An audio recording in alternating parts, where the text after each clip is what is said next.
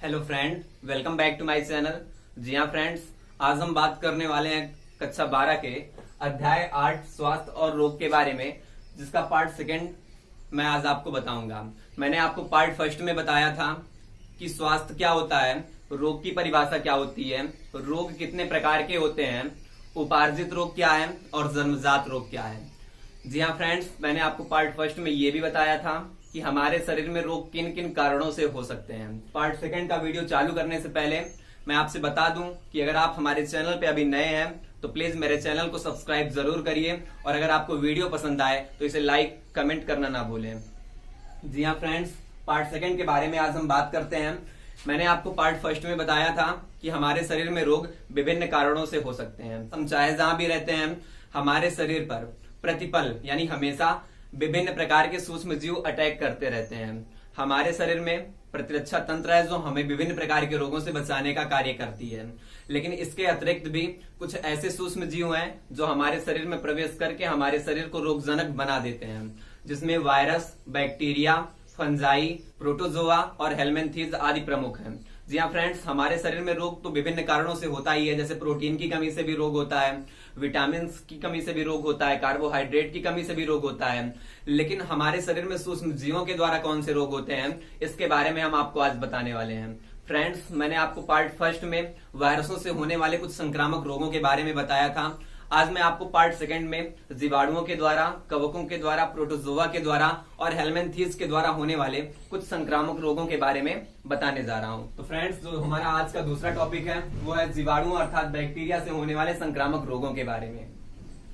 Friends, आप देख रहे हैं कि 4 कॉलम बना हुआ है। एक तरफ क्रम संख्या है, दूसरी तरफ डिजीज का नाम है, उसके बाद रोगजनक है और रोगवाहक है। जी हाँ फ्रेंड्स, मैंने आपको पार्ट फर्स्ट में रोगजनक और रोगवाहक का भी मतलब बताया था। रोगजनक का मतलब होता है रोग को उत्पन्न करने वाला, और रोगवाहक का मतलब होता है रोग को फैलाने वाला। तो फ्रेंड्स, जीवाणुओं द्वारा हमारे शरीर में विभिन्न प्रकार के रोग हो सकते हैं, जिसमें से जो प्रमुख है वो आपके सामने मैंने लिख दिया है। वैसे तो हमारे शरीर में जीवाणुओं से कई तरह के रोग होते हैं, लेकिन इसमें से जो 8 प्रमुख रोग हैं उसके बारे में मैं आज आपको बताऊंगा। इसमें पहला रोग है टिटनेस। जी हाँ फ्रेंड्स, टिटनेस रोग का जो रोगजनक होता है, जिसके द्वारा हमारे शरीर में टिटनेस रोग उत्पन्न होता है, उसका नाम है क्लॉस्ट्रीडियम टिटैनी। यानी टिटनेस रोग हमारे शरीर में क्लॉस्ट्रीडियम टिटैनी नामक जीवाणु के द्वारा उत्पन्न होता है। और ये होता कैसे है हमारे शरीर में, तो ये त्वचा के कटने से होता है। फ्रेंड्स, आपको पता होगा कि जब जंग लगे लोहे से हमारा शरीर कहीं कट जाता है तो हमारे शरीर में टिटनेस प्रोड्यूस हो जाता है। और वैसे आपको हम बता दें कि क्लॉस्ट्रीडियम टिटैनी खासकर ये मृदा में पाई जाती है, मिट्टी में पाई जाती है। जो दूसरा रोग है वो टीबी के बारे में है, जिसे हम ट्यूबरक्यूलोसिस भी कहते हैं। और इस टीबी का जो रोगजनक होता है, अर्थात टीबी रोग माइकोबैक्टीरियम ट्यूबरक्यूलोसिस, टीबी रोग माइकोबैक्टीरियम ट्यूबरक्यूलोसिस नामक जीवाणु के कारण हमारे शरीर में होता है। और ये फैलता कैसे है, अर्थात इसका रोगवाहक क्या है, तो इसका रोगवाहक छींकने, खांसने और वायु से है। जी हाँ फ्रेंड्स, अगर कोई ज्यादा छींकता है या खांसता है और उसके शरीर में माइकोबैक्टीरियम ट्यूबरक्यूलोसिस है, तो उसके संपर्क में आने वाले लोगों को भी टीबी होने का खतरा रहता है। वैसे फ्रेंड्स, हम आपको ये भी बता दें कि अगर किसी व्यक्ति को 1 हफ्ते से ज्यादा लगातार खांसी आ रही है तो उसके अंदर टीबी के लक्षण आ जाते हैं, क्योंकि छींकते और खांसते समय उन लोगों के मुंह से कुछ ड्रॉपलेट्स निकलते हैं, छोटी छोटी बूंदें निकलती हैं, और वो ड्रॉपलेट्स जिस भी व्यक्ति के शरीर पे पड़ती हैं उसको भी टीबी होने का पूरा खतरा होता है। अब हम तीसरे रोग के बारे में बात करते हैं। जो तीसरा रोग है वो है हैजा, जिसको हम कोलेरा भी बोलते हैं। जी हाँ फ्रेंड्स, हैजा रोग विब्रियो कोलेरी नामक जीवाणु के कारण होता है, और ये खासकर गर्मी के दिनों में होता है। विब्रियो कोलेरी जो जीवाणु होता है, ये हमारे जल और भोजन पे बैठकर जल और भोजन को दूषित कर देते हैं, और जब हम उसी जल या भोजन को ग्रहण कर लेते हैं तो विब्रियो कोलेरी नामक जो जीवाणु होता है वो हमारे शरीर में प्रवेश करके हमारे शरीर को रोगग्रस्त कर देता है। और ये जो विब्रियो कोलेरी होता है, इसके कारण हमारे शरीर में ढेर सारे रोग लक्षण उत्पन्न हो जाते हैं, जैसे भोजन का न पचना, बार बार उल्टी दस्त का होना। जो चौथा रोग है वो है पेचिस के बारे में, अर्थात डायसेंट्री के बारे में। जी हाँ फ्रेंड्स, डायसेंट्री एक बहुत ही खतरनाक बीमारी है, और डायसेंट्री हमारे शरीर में सिजिला नामक जीवाणु के कारण होती है।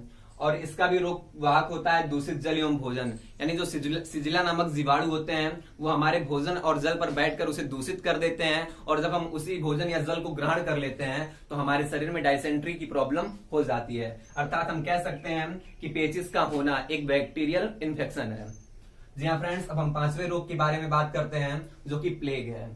इस प्लेग रोग का जो जीवाणु है वो पास्चुरेला पेस्टिस है। जी हाँ फ्रेंड्स, हमारे शरीर में प्लेग नामक एक खतरनाक बीमारी होती है जिसका जो रोग कारक है अर्थात जो जीवाणु है वो पास्चुरेला पेस्टिस है। जी हाँ फ्रेंड्स, ये चूहों के द्वारा होता है, चूहों के काटने से होता है और इसमें बहुत ही भयंकर व्यक्ति को ज्वर हो जाता है अर्थात बुखार हो जाता है। अब हम छठवें रोग की बात करते हैं जो कि कोढ़ के बारे में अर्थात लेप्री के बारे में है। जी हाँ फ्रेंड्स, कोढ़ जो रोग होता है ये माइकोबैक्टीरियम लेप्री नामक जीवाणु के कारण हमारे शरीर में होता है और इससे हमारे शरीर के विभिन्न अंग प्रभावित होते हैं, जैसे हाथ के नाखून, पैर के नाखून, उंगलियां सारी। इन सब में क्या होता है, हमारे उंगलियों में चकत्ते पड़ जाते हैं लाल लाल और ये धीरे धीरे सड़ने के बाद गिरने भी लगते हैं। जी हाँ फ्रेंड्स, प्लेग एक बहुत ही खतरनाक बीमारी है, कोढ़ एक बहुत ही खतरनाक बीमारी है जो कि माइकोबैक्टीरियम लेप्री नामक जीवाणु के कारण होता है। अब हम सातवें रोग की बात करते हैं। सातवां रोग है मियादी बुखार, जिसे हम टाइफाइड बोलते हैं और ये मियादी बुखार साल्मोनेला टाइफी नामक जीवाणु के कारण हमारे शरीर में प्रोड्यूस होता है। जी हाँ फ्रेंड्स, ये एक ऐसा बुखार है जो काफी लंबे समय तक रहता है और रुक रुक कर होता रहता है, यानी कुछ टाइम तक रहता है, फिर कुछ टाइम तक ठीक हो जाता है, फिर अचानक हो जाता है। जी हाँ फ्रेंड्स, इसके लिए एक स्पेशल टेस्ट भी होता है जो कि आपके स्वास्थ्य केंद्रों पर उपलब्ध होगा। अगला जो रोग है वो काली खांसी के बारे में है, जिसे हम व्हूपिंग कफ बोलते हैं। काली खांसी से आजकल हमारे देश में बहुत लोग परेशान हैं जो कि बॉर्डीटिला नामक जीवाणु के कारण हमारे शरीर में होता है और ये वायु के द्वारा फैलता है, क्योंकि काली खांसी फैलने का मुख्य कारण खांसना है, क्योंकि खांसते समय हमारे मुंह से ड्रॉपलेट्स निकलते हैं, छोटी बूंदें निकलती हैं जो वायु के द्वारा किसी अन्य व्यक्ति के शरीर पर पहुंचती हैं और उसे भी रोगग्रस्त कर देती हैं। तो जी हाँ फ्रेंड्स, ये बैक्टीरिया के द्वारा होने वाला रोग था जिसके बारे में मैंने आपको बताया है। आप इसकी स्क्रीनशॉट्स भी ले सकते हैं क्योंकि ये आपके कई कॉम्पिटिटिव एग्जाम के लिए बहुत ही इंपॉर्टेंट है। जी हाँ फ्रेंड्स, बैक्टीरिया के बाद हम आपको फंगस के द्वारा होने वाले रोगों के बारे में बताएंगे और प्रोटोजोआ के द्वारा होने वाले रोगों के बारे में बताएंगे और इसके अतिरिक्त हेलमिंथेस के द्वारा होने वाले रोगों के बारे में बताएंगे। जी हाँ फ्रेंड्स, इसके बाद हम तीसरा टॉपिक देखते हैं जो कि हेलमिंथेस के द्वारा होता है। अब हेलमिंथेस के द्वारा हमारे शरीर में कौन से रोग होते हैं, हम इसके बारे में देखते हैं। जी हाँ फ्रेंड्स, मैंने आपको वायरस से होने वाले संक्रामक रोगों के बारे में बताया है और बैक्टीरिया से होने वाले संक्रामक रोगों के बारे में बताया है। आज का जो हमारा तीसरा टॉपिक है वो है हेलमिंथेस अर्थात कृमि से होने वाले संक्रमण रोग। वैसे तो हेलमिंथेस से हमारे शरीर में बहुत सारे रोग नहीं होते हैं, लेकिन जितने भी प्रमुख रोग हैं हेलमिंथेस के द्वारा होने वाले वो आपके सामने मैंने लिख दिया है। जी हाँ फ्रेंड्स, इसमें पहला रोग है स्केरियोसिस। स्केरियोसिस रोग का जो रोग जनक होता है वो स्कैरिस लुम्बिक्वाइड्स नामक हेलमिंथेस होता है। स्कैरिस लुम्बिक्वाइड्स नामक जो हेलमिंथेस होता है ये हमारे भोजन और जल पे अपने लार्वे को गिरा देता है और जब उसी भोजन या जल को हम ग्रहण कर लेते हैं तो हमारा शरीर स्केरियोसिस नामक रोग से ग्रसित हो जाता है। जी हाँ फ्रेंड्स, ये रोग खासकर बच्चों में होता है, जिसे लोग कहते हैं कि बच्चे के पेट में केचुआ पड़ गया है। जी हाँ फ्रेंड्स, वो केचुआ नहीं होता है, वो स्कैरिस लुम्बिक्वाइड्स नामक एक हेलमिंथेस होता है जो शरीर में प्रवेश करके स्केरियोसिस नामक रोग से ग्रसित कर देता है। जी हाँ फ्रेंड्स, जो दूसरा रोग है इसमें वो फाइलेरियोसिस के बारे में है। फाइलेरियोसिस नामक जो रोग होता है ये बाउचेरेरिया बैनक्रॉफ्टी नामक हेलमिंथेस के द्वारा होता है। बाउचेरेरिया बैनक्रॉफ्टी जो हेलमिंथेस होता है ये मादा क्यूलेक्स मच्छर की लार ग्रंथियों में पाया जाता है और जब मादा क्यूलेक्स मच्छर किसी व्यक्ति को काटती है तो उसकी लार ग्रंथियों से बाउचेरेरिया बैनक्रॉफ्टी नामक हेलमिंथेस का स्थानांतरण हो जाता है, जिससे शरीर में फाइलेरियोसिस नामक रोग हो जाता है। फाइलेरियोसिस रोग को हम और भी नाम से जान सकते हैं, क्योंकि फाइलेरियोसिस रोग को हम एलिफेंटियोसिस भी बोलते हैं, फील पांव भी बोलते हैं, हाथी पांव भी बोलते हैं और फाइलेरिया रोग भी बोलते हैं। इसमें जो आज का तीसरा रोग है वो है टीनियोसिस के बारे में। टीनियोसिस नामक रोग हमारे शरीर में टीनिया सोलियम नामक हेलमिंथेस के कारण उत्पन्न होता है, जिसके फैलने का कारण है सुअर के मांस से। जी हाँ फ्रेंड्स, कुछ कच्चे आबादी के लोग होते हैं जो सुअर के अधपके मांस को ज्यादातर खाते हैं। सुअर के अधपके मांस खाने से टीनियोसिस नामक रोग उनके शरीर में हो जाता है और ये टीनिया सोलियम नामक हेलमिंथेस अर्थात कृमि के द्वारा उत्पन्न होता है। जो चौथा रोग है वो है कंजक्टिविटिस। ये जो कंजक्टिविटिस नामक रोग है ये लोआ लोआ नामक हेलमिंथेस के कारण शरीर में उत्पन्न होता है। वैसे तो इसके फैलने का कोई प्रमुख कारण नहीं है, लेकिन ये खास तौर पे वायु के द्वारा फैलता है। जी हाँ फ्रेंड्स, लोआ लोआ नामक हेलमिंथेस को हम आई वर्म के नाम से भी जानते हैं। हेलमिंथेस के बारे में ये चार प्रमुख रोग हैं, स्केरियोसिस, फाइलेरियोसिस, टीनियोसिस और कंजक्टिविटिस। इन चारों रोगों में जो भी प्रमुख रोग हैं उसके बारे में डिटेल में मैं आपको बताऊंगा। अब हम आज के चौथे टॉपिक के बारे में देखते हैं जो कि कवकों के द्वारा होने वाले कुछ संक्रामक रोगों के बारे में। जी हाँ फ्रेंड्स, आज का जो हमारा चौथा टॉपिक है वो है फंगस अर्थात कवक से होने वाले संक्रामक रोगों के बारे में। जी हाँ, मैंने आपको वायरस, बैक्टीरिया और हेलमिंथेस से होने वाले रोगों के बारे में बताया है। और जो आज का चौथा टॉपिक है वो फंगस अर्थात कवक के द्वारा होने वाले रोगों के बारे में है। जी हाँ फ्रेंड्स, कवक के द्वारा तो हमारे शरीर में बहुत से रोग होते हैं। उनमें से जो प्रमुख रोग हैं उसके बारे में मैंने आपके सामने लिख दिया है। इसमें पहला है दाद, जिसे हम रिंग वार्म कहते हैं, और ये ट्राइकोफाइटोन नामक कवक के कारण होता है। इसके अतिरिक्त ये माइक्रोस्पोरम नामक कवक के द्वारा भी होता है और इसके फैलने का कारण है त्वचा का संपर्क होना।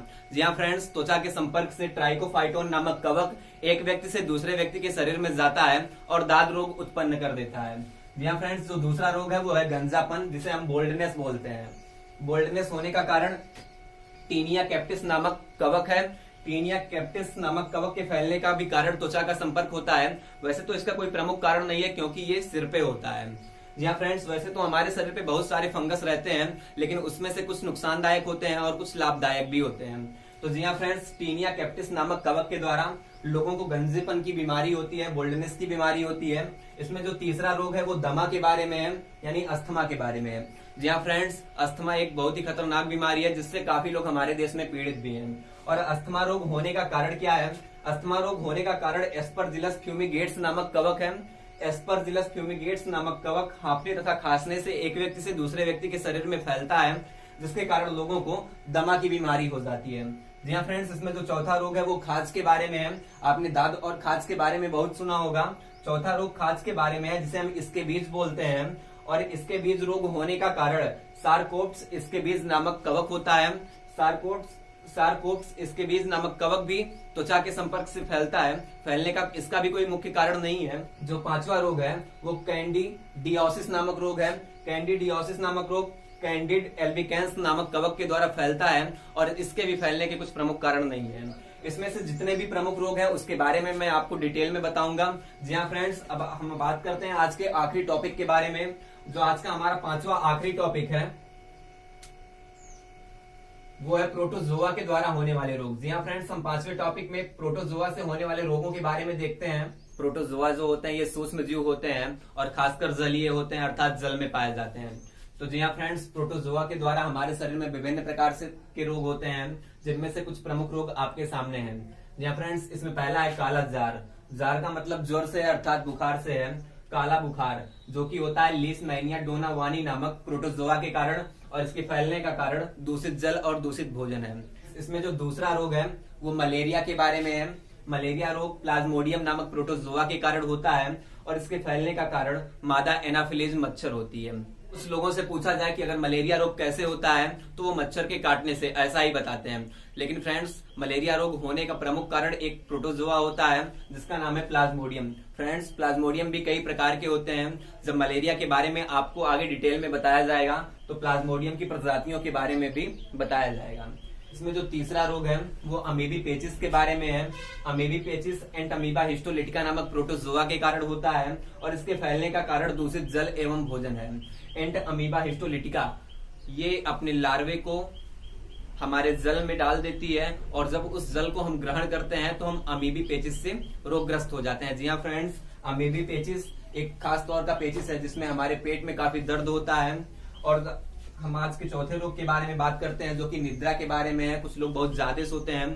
तो जी हाँ फ्रेंड्स, निद्रा रोग होने का कारण है ट्रिपैनोसोमा गैम्बियंस नामक प्रोटोजोआ। जी हाँ फ्रेंड्स, ट्रिपैनोसोमा गैम्बियंस नामक प्रोटोजोआ शरीर में प्रवेश करके वायु के माध्यम से या फिर जल के माध्यम से प्रवेश करके हमारे शरीर में निद्रा रोग ग्रसित कर देता है। आज का जो पांचवा और आखिरी रोग है प्रोटोजोआ से जनित वो है पायरिया के बारे में। जी हाँ फ्रेंड्स, पायरिया एक काफी खराब बीमारी है क्योंकि जिसको ये हो जाती है उसके मुंह से काफी स्मेल आती है।